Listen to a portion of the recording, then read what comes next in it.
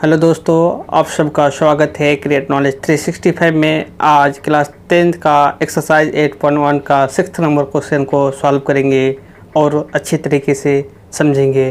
तो चलते हैं, क्वेश्चन क्या है। क्वेश्चन है, यदि कोण ए और कोण बी न्यून कोण हो जहां कोस ए बराबर कोस बी, तो दिखाइए कि कोण ए बराबर कोण बी। ये क्वेश्चन है। तो क्वेश्चन पहले समझ लेते हैं। इसमें एक कोण ए और दूसरा कोण बी है और दोनों कोण न्यून कोण है। न्यून कोण कहने का मतलब है दोनों कोण 90 डिग्री से छोटा होगा और कोस ए और कोस बी बराबर है। यहाँ दो कंडीशन देके रखा है। पहला कंडीशन है कोण ए और कोण बी न्यून कोण है अर्थात 90 डिग्री से छोटा है, और दूसरा कंडीशन है कोस ए बराबर कोस बी है। तब क्या कोण ए बराबर कोण बी होगा या नहीं? अगर है तो दिखाइए, नहीं साबित करना है। तो शुरू करते हैं इसको हल करने के लिए। तो लिख देते हैं हल, मतलब हल करेंगे। तो दिया हुआ है क्या, उसको पहले देख लेते हैं। कोण ए और कोण बी न्यून कोण है, ये लिख दिए। अब इसका मतलब है एक अब त्रिभुज बनाना होगा, समकोण त्रिभुज। तो बना लेते हैं। क्या है? समकोण त्रिभुज है। तो इसका अब नाम क्या देंगे? तो कोण ए और कोण बी क्या है? न्यून कोण है। तो इसका मतलब है त्रिभुज का नाम ए बी देना होगा, और इस तरह देना होगा कि कोण ए और कोण बी क्या होगा? न्यून कोण होगा। जैसे ये वाला कोण और ये वाला कोण क्या है? न्यून कोण है।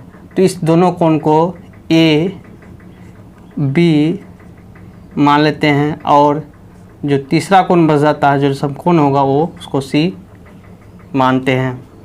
तो एक त्रिभुज है, उस त्रिभुज का नाम है ए बी सी, जिसमें कोण ए और बी क्या है? न्यून कोण है, और कोण सी 90 डिग्री का है। इतना समझ में आ गया है।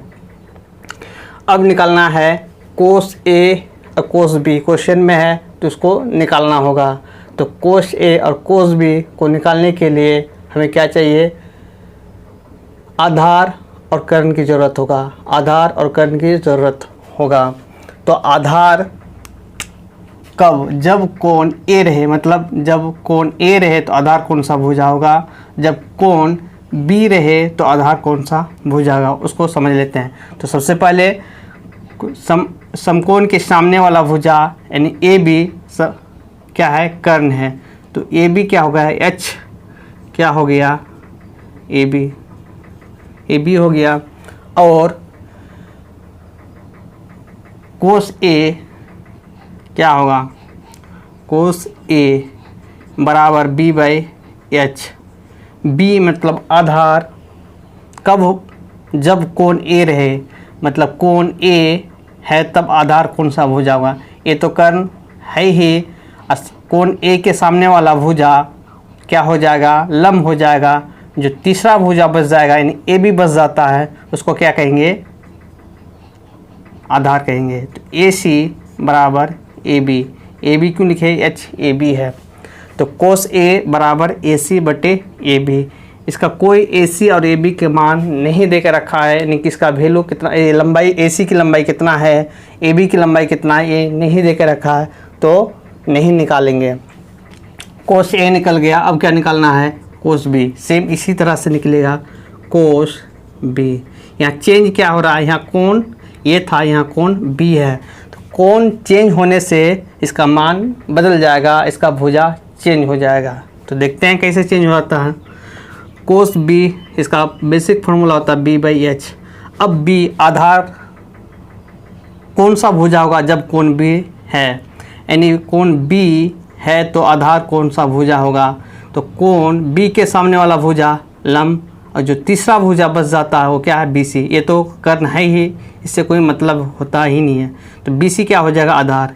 तो बी के जगह पे बी सी लिखेंगे, क्योंकि बी सी आधार हो जाता है कब? जब कोण बी लिया जाता है तब। तो एच क्या होगा? एच तो ए बी है, ए बी लिख दिए। यानी कि कोस ए बराबर ए सी बटे ए बी, कोस बी बराबर बी सी बटे ए बी। यहाँ भी देख सकते हैं चेंज है कि पहले क्या ए सी बटे ए बी, यहाँ ए बी सी बटे A B.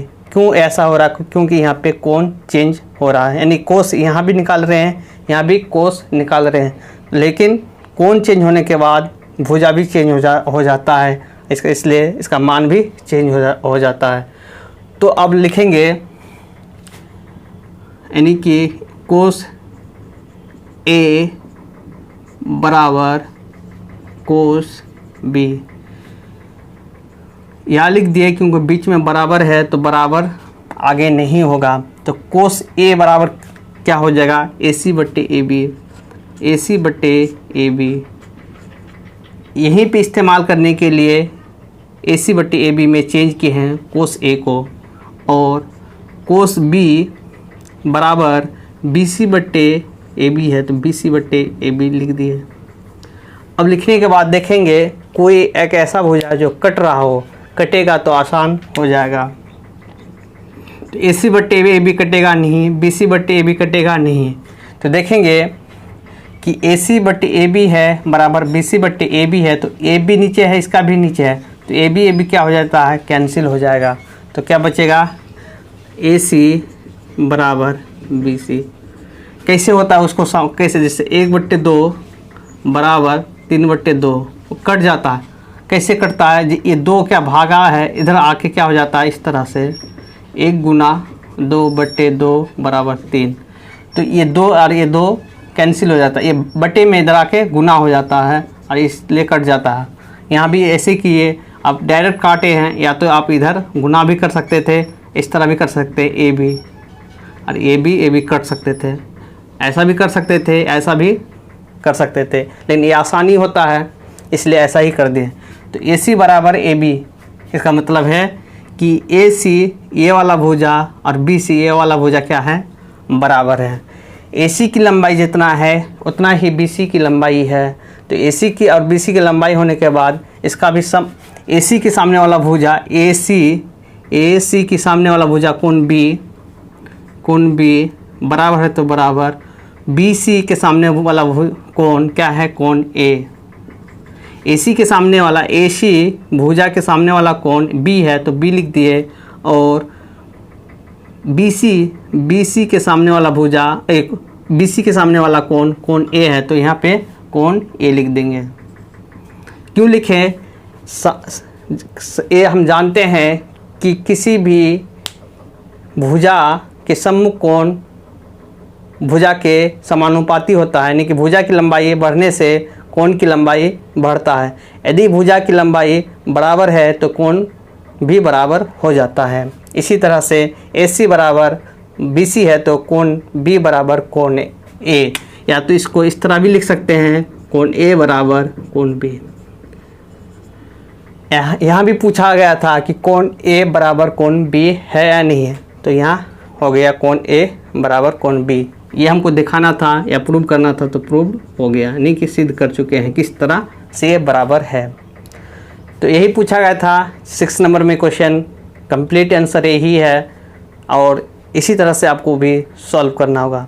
Thank you for watching this video, waiting for next video.